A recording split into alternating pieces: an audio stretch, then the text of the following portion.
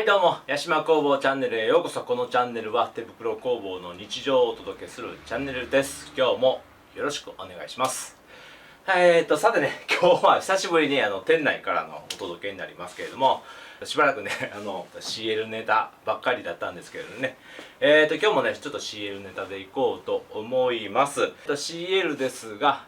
買ったのが先月末で、ようやく1月ぐらいに経ちました。で、一月点検がやってくるんですけれども、走行が600キロぐらいかな。まだもうちょっと走りたいと思うんですけれども、梅雨時なんでね、ちょっとなかなか距離も伸びないということもあります。で、この、600キロ乗って、大体ね、このバイクのね、特徴というか、いいバイクなんです。基本的にはいいバイクなんですけどね、どんなところがいいとこなのか、それとも、ちょっとね、こういうところはいまいちやなっていうところももちろんありますんで、そういうところをご紹介していこうと思います。題してね、CL500 のね、丸と×ですよね。はい、そういうところをお話ししていこうと思いますね。今日はね、ちょっと間違えてはいけませんので、一応、紙をね、原稿を起こしてますんで、ちょっとそれに基づいていきます。で、まず丸からいこうと思います。いいところね。バイクなんですけれども、乗り出し、まず値段ですよね。で、競技、大型バイクというくくりで、100万円以下、ねのバイクっていうとなかなかありません。で、これがね、乗り出しで ETC つけて100万で収まりました。それぐらいの価格帯です。昔はね、いっぱいあったんですけれども、どんどんバイクの値段が上がって、国産でも今150万から200万っていうのが中心レベルですよね、大型なバイクだったら。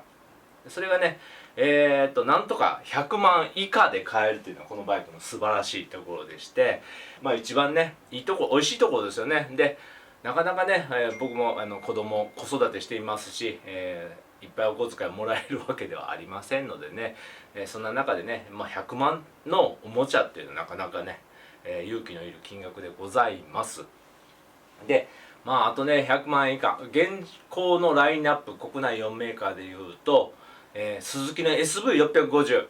これがね、かなり戦略的な値段なんですけれども、残念なことにね、このバイクは、20年ほど前からあるバイクですよね。バイクというか、その設計されたバイクですね。それともう一つは MT-07 ですよね、ヤマハの。これも一応、100万で収まると思います。この2車種と、これと、あとレブルですよね、レブル500。この辺りが唯一100万で収まるバイクなのかなっていう気がしますけれども、これはね、唯一新型なんですけども、SV にとってはね、もうだいぶ古いバイクですし、MT もね、10年10年近く経ちました。そんな中でね、この値段帯でバイクが買えるっていうのは素晴らしいことでございます。ちょっとね、参考までね、価格表、今ちょっとこう、データで入れますんでね、見てくださ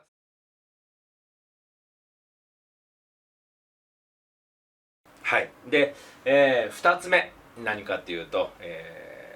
ホンダっていうとね、やっぱり僕らのイメージから言うと、すごい燃費がいいというイメージあります。で、これまでね、いっぱいオートバイ乗ってきましたけれども、中型大型になってくると燃費が意外と伸びないものです。数十キロね、車重の割にはね、意外と燃費が悪かったりします。で、このバイクですね、これまで600キロいろいろ試してきていますけれども、だいたい30キロです、リッター、それぐらい走ります。で、高速道路で経済的な運転とか、あと一般道でね、経済的な運転をするともうちょっと伸びます。35ぐらいまでいくとは思いますけれども、で、あと高速道路ね、スピード出しすぎたり、こういう峠道を走ったりするとちょっと燃費は落ちて20キロ台にはなりますけども、鳴らすと大体30キロぐらいはいっています。で、比較的ね、大型バイクの中では燃費いい方だと思います。これは僕の経験上なんですけれども、それぐらいね、走ったらいいと思います。で、12リッタータンクなんで、これね、12リッター入るんで、計算すると360キロ。300キロに1回ぐらいね、油をね、入れたらいいということになりますんで、いい燃費だと思います。はい。で、次がですね、車が非常に軽いということですね。取り回しもすごく軽いですし、乗っててもまあその軽さはあると思います。で、250度ね、車体が共通で、車重の重さが192キロ。まあ中型バイクとするならば一般的な重さなんですけれども、まあ 500cc のエンジン積んでるね、まあ大型バイクの中ではね、非常に軽い方だと思います。なかなかね、もうこの年になると大きな重いバイクって非常に大変です。その中でね、軽さっていうのはね、とてもね、まあありがたいというかね、その武器になると思います。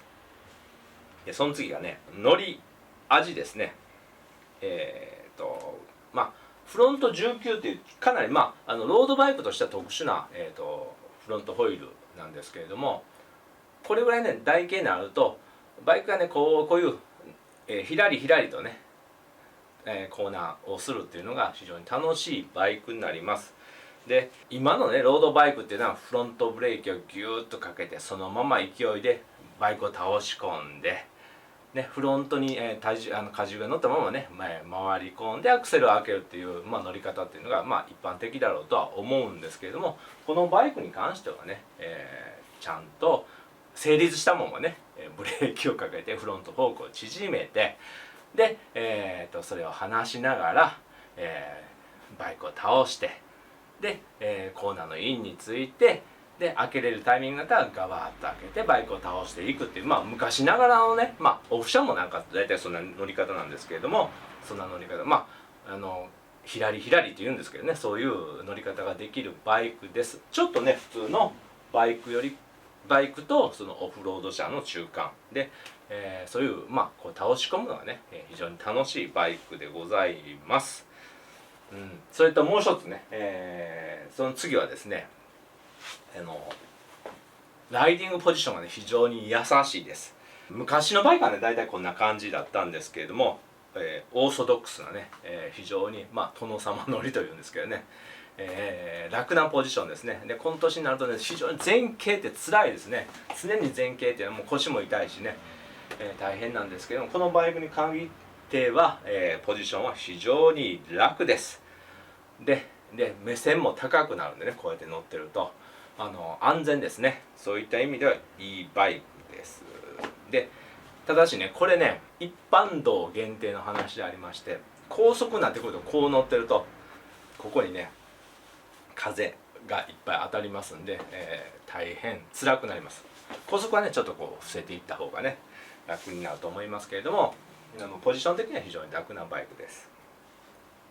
はい、次いきますね。次、音ね。このバイク一番の特徴はねやっぱ音です。マフラーもね大きなのがついてますけれども、非常に秀逸な、音が出ます。なんかね、でこれ乗っててね思い出したのがね、昔短気筒乗ってた頃の、スーパートラップのマフラー、速報排気っていうのがあったと思うんです、昔ね、古い話ですけれども、非常に、ね、やんちゃな音がするマフラーだったんですけれども、パパンパパパンみたいなね、そういう音がするんですけど、まあそれにまあ非常に感じが似ててね、割とね大丈夫なんかな、これぐらいの大きな音を出して、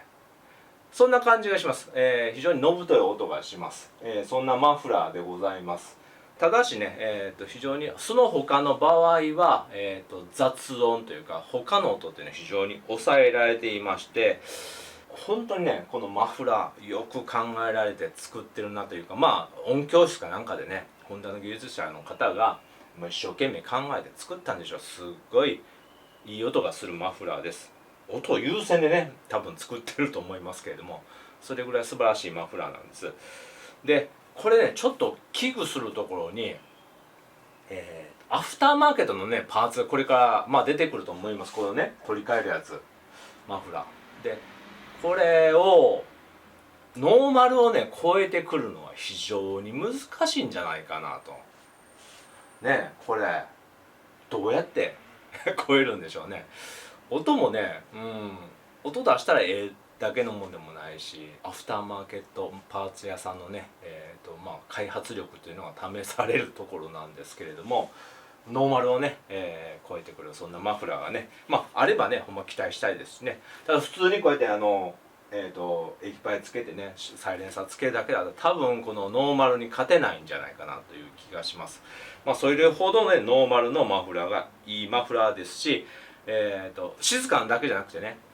音開けたらね気持ちいい音がするんでね本当に考えられてるマフラーだと思います。はい、その次はね、操作系がね非常に軽いです。クラッチなんかね本当に軽いというふうに、メーカーの方もねカタログに書くぐらいですけれども、ブレーキにしてもアクセルもね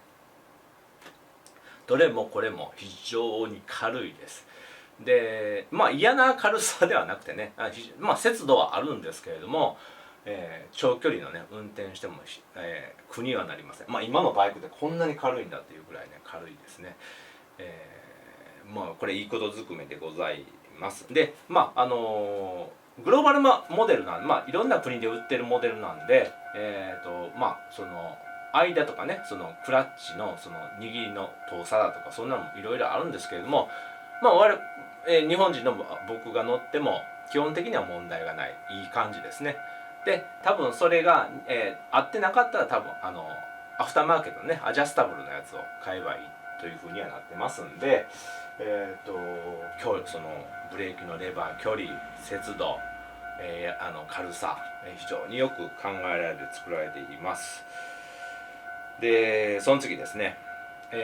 長い間ねこのバイク乗っていこうと思うんですけれど、いろいろね、交換パーツ消耗品なんか、時々変えていかないかんと思いますが、チェーン、ブレーキパッド、バッテリー、いろいろね消耗品もちろんタイヤですよね変えていかないかんと思いますけど、大型バイクの場合は結構これがねいい値段します。数万円ポーンって飛んでいきますんで、それから考えるとそれらのパーツがだいたい 400cc レベルのバイクとほぼ同じなんで、そういった意味では消耗品のこれからサイクルの値段がすごく安くなってくるんじゃないかなというふうに思います。はい、そんなところね大体いいところですね、バイクね、いいところ今羅列しました。乗りやすいだとかそういうことの他にね、細かなことを言ってきましたけれども、はい。でその次がねこの×なところですね。ちょっと×というよりかは気になったところですよね。そういうところもお話ししていこうと思います。で、まずはね全てがねこれねデザイン優先で作られていると思うんですよ。で最初エンジンがあってタンクがあってマフラーをこう作ったと思うんですよデザイナーがね。で後からいろんな補給を詰め込んでいったんだと思います、ね、そういった意味ではちょっと無理な部分が、あると思うんですけれども、そこについてねちょっとお話ししようと思います。はい、まずね、一番気になる、そして、いろんなね、他のユーザーさんの話を聞いてもね、一番気になるのがね、このステップの位置です。ね、見えますかね。で、ちょうど、こう、またいで足を下ろしたら、ちょうどこのステップにね、当たるんです。で、時にはね、バイクをこうやって、踏ん張って、前に行ったり、後ろに行ったりさせるんですけれど、ちょうどここがね、ふくらはぎに当たったり、向こうずねに当たったりするわけです。ちょうど可動式なんでね、これは動くんで、なんとかね、僕の身長ぐらいあると、ここ、外側をついて、動かしたりはできるんですけれど、身長160センチ台になってくると、どうしてもここに来たり、ここに来たりして、動かすのが結構大変です。ここね、これ、本当にね、よく当たります。で、多分ね、設定が、僕より身長が大きい人ですね、175センチだとか180センチの方だったら、多分ここつきますんで、どこにあると関係ないんですけれども、ここね、結構ステップ、本当に大変なんです。で、そのね、原因を考えて行ったら、これは何かと言いますと、ちょうどここね。ここに、マスターシリンダー様がおるんですよ。後ろのね。リアブレーキのね。これがリザーバータンクで、ちょうど隠れるようにマスターシリンダーがおるんです。で、これがちょうどこれだけ分外側にオフセットしてるわけですね。で、だいたいこの位置ですよね。この位置とフレームの間5センチぐらいあるんですよね。で、はい。なんでこんなことになってるかというと、このマスターシリンダーを置く場所が、まあ通常この辺なんですけどね。この辺かな。で、リザーバーがあったりするわけですよね。ところが、マフラーがいてるために、マスターシリンダーの場所がなくなってるんですよね。で、どうしてもこれを5センチ外に出してる。で、例えばこれがフレームに直付けであって、5センチ短かったら、これぐらいですよね。そうなるとさっきの足のね、付き方も非常に楽になるんじゃないかなと思うんですけれども、この辺が多分、タンクがあって、フレームがあって、エンジンがあって、マフラーが次にあったわけですよね。で、その後、こいつをどうしましょうかと考えて、ここに持ってきたわけです。そうすることで、ちょっとこの、トラブルですよね。トラブルというか、60センチ台の方がね、気になるという、問題に直結していくと思います。もちろんね、こっち側を出しているので、右側も左側か。ちょっとこう、オフセットしてるわけですね。ちょっと出してるわけです。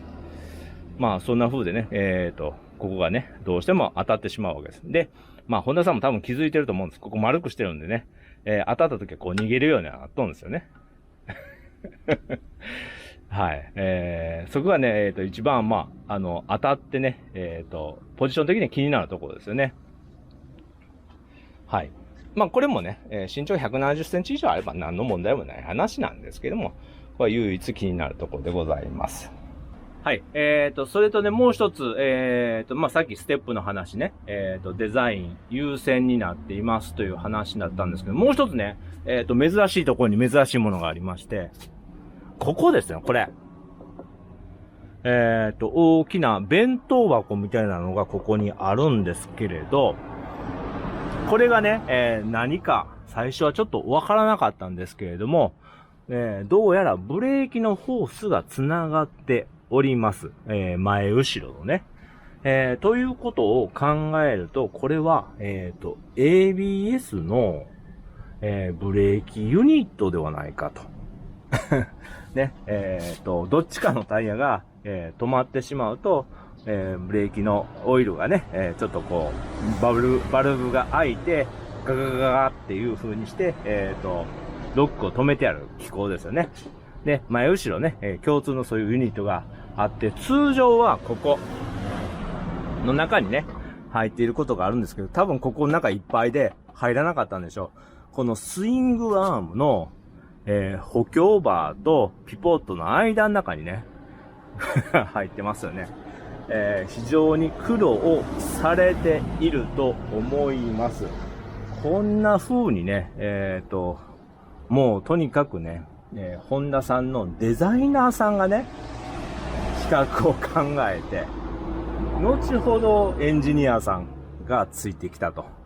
そういったバイクなんでしょうね、これもね。まあ、ここにあることで特に問題はありませんけれど、まあ非常にね、大事なところなんで、本当言うとね、こういう上のところにね、あってほしいんですけれど、まあ、そういった意味でね、いろんなところがデザイン優先になっていますよ、ということです。はい。それとね、もう一つポジションで気になったんですけれども、このクラッチのね、この出っ張ってるところあるんですけれど、ここにね、カバーがついてるんです。これがカバー。で、ここにこうやって足を乗せて、こう見えるかな？こうかな？こうかな？ここにこういう風に足を乗せて、運転して、通常の位置だったら、まあ全くね、ここに当たることはないのですが、ちょっとタンデムとかで前に寄ったりしたりすると、向こうずねをちょうどここで打つんです。ね、前の方に乗ったりタンデムとかすると窮屈なんでね、ここに当たるんですね。これもね、ちょっと考えもんかなと。なんでこんなにここを出っ張ってんねやろなと。なんとかならんのかなっていうのが気になったところです。はい。はい。次にね、気になるのがね、まあどうしてもね、プラスチックが多いですよね。これも、普通の、変哲もないプラスチックですね。で、このプラスチックのカバー。まあ、この辺はね、しょうがないんですけれど、まあ、フロントフェンダーもね、まあ、プラスチックといえばプラスチック。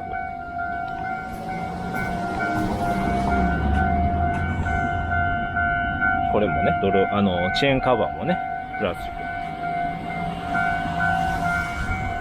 決してね、プラスチックのパーツが悪いわけではないんですけれども、塗装のないね、こういうプラスチックになると、どうしてもちょっと安っぽさがね、気になってしまいます。ね。ちょっとね、まあ安っぽさがね、出てきますよね、こうなってくると。あ、そうそう、忘れてたんです。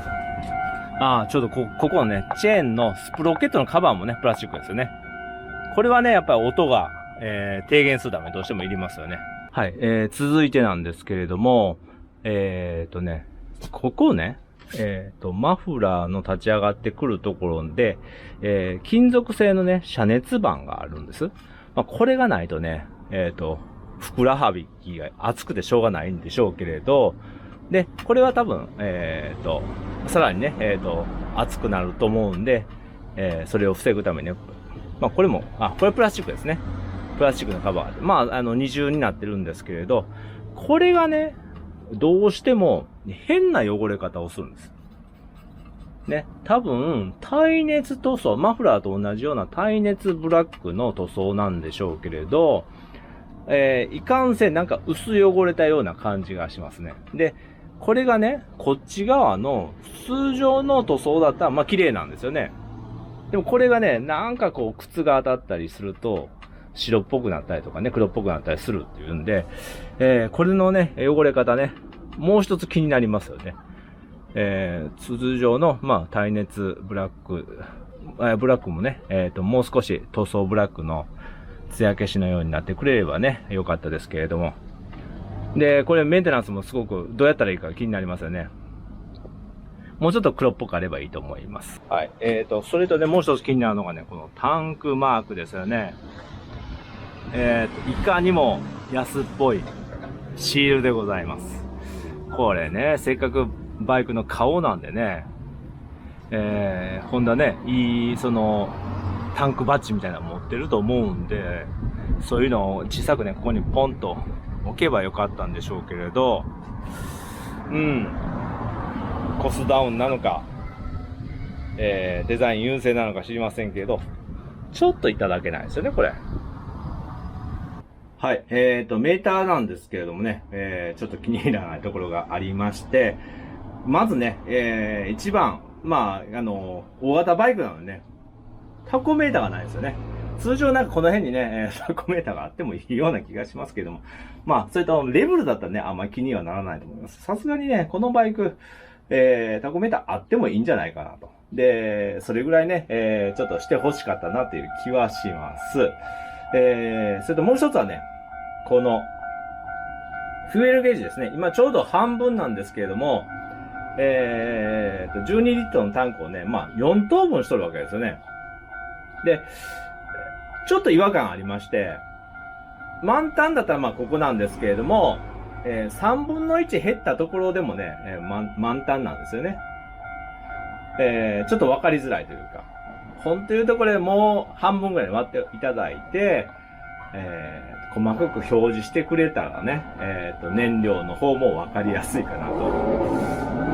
逆に言うと、まあ、エンプティの方もわかりづらいです。残り一つなれば点滅するんでね。それがどこまでエンプティなのかがわからない。ね。難しいところですけどね。こういうね、メーターもね、ちょっと気に入らないところもあります。はい、ちょっとね、ユーザーとしてね、気になるところを上げていったんですけど、まあ、バイクが嫌いなわけではないです。ね、ちょっとこういうところ気になるなというところをね、上げてみました。まあ、比較的ね、その他はね、いいバイクなんでね、ぜひね、ためらわずね、購入してもらいたいんですけれども、まあそういうところね、少し気になっています。できればね、変えれる部品があるならばそういうところをねカスタムしてね変えていったらね、自分の好みのねいいバイクにはなると思います。で、最終的にね、ちょっといろいろちょっと評価をしていこうと思いますけど、まずねスクランブラーという立ち位置ね、でオフ車でもないオンロードでもない両方使いという話なんですけれども、僕もねまあ、小さなねオフ車を持っています。で林道行ったりもしますけれど、まあできればこのバイクで、オフロードは立ち入りたくないっていうのが本音です。で現行のセミブロックみたいなパターンですよね。これまあ基本的に、オフの、土道をねグリップするようなものではございません。できればねまあ固く締まった土の道をねゆっくり走るならいいとは思いますけれど、その他の道ですね、なるべく立ち入らない方が身のためだと思います。はい。で、少しねブロックの大きなやつに変えるとねオフもいけるとは思います。この間僕が出ましたアドベンチャーラリーなんかもね出れるかもしれません。そういうタイヤに変えると。ただね、オフの、このブロックタイヤもデメリットがございまして、まずはねライフが非常に短いですよね。この手の通常のタイヤに比べると、数千キロ2、3000で、タイヤがダメになってしまうことが多いです。車重もありますからね結構ね。200キロオフロードバイクと比べると重いんですので、タイヤのちび方も速いと思いますし、あんまりブロックが高いと、ブロックがこう揺れ動いてブーンっていう音がします。はい、そういうタイヤはね、選べませんよね。だからなるべくまあちょっと大きめのブロックにはなる、まあその辺のどっかいいバランスのねブロックのタイヤがねあればこれにはめたらねかっこいいとは思います。まあこれではねちょっとねオフロードには立ち入れないと思います。はい、まあ大体ねそんなところかな。で総評としましてね、まあ総評としまして何かと言いますと、よくよくねこれ乗ってみて何かと言いますと、現代のね、無印良品的なバイクなんじゃないかなと。まあ、ね、虚飾も何もないし電気デバイスもほとんどないし、仕組み機構自体は現代のいいバイクです。で本当にね、無印良品の店頭にあっても不思議じゃないかな、そういうバイクですよね。虚飾、必要以外のものは全て削ぎ落とされていいものだけ残されている、そういうバイクでございます。で、デザイン性もね、悪くないですよね。そういった意味では本当に、現代の無印良品かな。で、僕らがね少年の頃あったんですけれども、VT250Z っていうのがございましてね、よくバイク便なんかで使われていましたけども、あれなんかもねまあ速さだとかね、レーサーレプリカとかね、そんなあった時代の中でね、異色を放っていったわけですよね。乗りやすさ、バイク便の使い勝手の良さ、耐久性、メンテナンスの良さなんかがね際立ってよかってね、もうね値段も安かったわけですよね。そういった意味ではそういうカテゴリーのバイクに近いんじゃないかなという気がします。ベーシックでね非常にいいバイクですよね。はい、もう一つね、でこのバイクのね今後なんですけれども、まあ今ハンターカムのようなね、バイクがよく売れております。でね後ろにキャンプ道具積んでね、まあ走路に近いようなオフロード行ってキャンプ場まで行ってね、それでキャンプを楽しむ、バイクのキャンプを楽しむ。でこのバイクもねどっちかというとそのジャンルに近いのじゃないかなと、旅に出かけるとかね、そういう類のバイクになるんではないかなという気がします。だから普通の、バイクを楽しむというよりかはね、なんかキャンプだとかね、アウトドアとかね、そういうアウトドアの、一つ彩るアイテムとしてね成立するんじゃないかなという気がします。でこれらをね楽しんでいるのは、今のね、50代60代のバイク好きのおっさんではなくてね、20代30代の子がねこういうバイクに乗って、キャンプツーリングに行ってくれたらね非常に楽しいでしょうし、バイク業界自体もねちょっと今、変わりつつあると思います。でうちのお客さんもね、ちょっとだいぶ年配のお客さんから少し若い世代に移行しつつあります。で、僕らの世代からね、さらに若い世代にね変わりつつあるんで、バイクの趣味自体も、ゴテゴテとしたね、いっぱい全部盛りのね、200万円もするバイクからねこういうベーシックなね、道具としての、バイクに変わりつつあるんじゃないかなという気がします。そういった意味ではねこの CL500 ね非常に評価したいなと思いますし、僕もねそういった意味で買いました。だからね、いろんな人が言われるんです。大型持ってたら、大型乗ってたらねちょっと物足りんのじゃないかなと。で確かにその大型のねパワーとかトルクとかっていうのはありません。400にね毛が生えたぐらいの、バイクでございますね。ただね、そここれまでの感覚から言うと、ちょっとなかなか選べないバイクかもしれないですけれども、そういったライフスタイルの道具としてね、今後流行りつつあるならばねこのバイク非常にありなんじゃないかなという気はしますんでね、今日はね、CL500 のね丸と×とねいうことで、お届けしました。参考になれば嬉しいです。そしたらねまた次の機会まで、さようなら。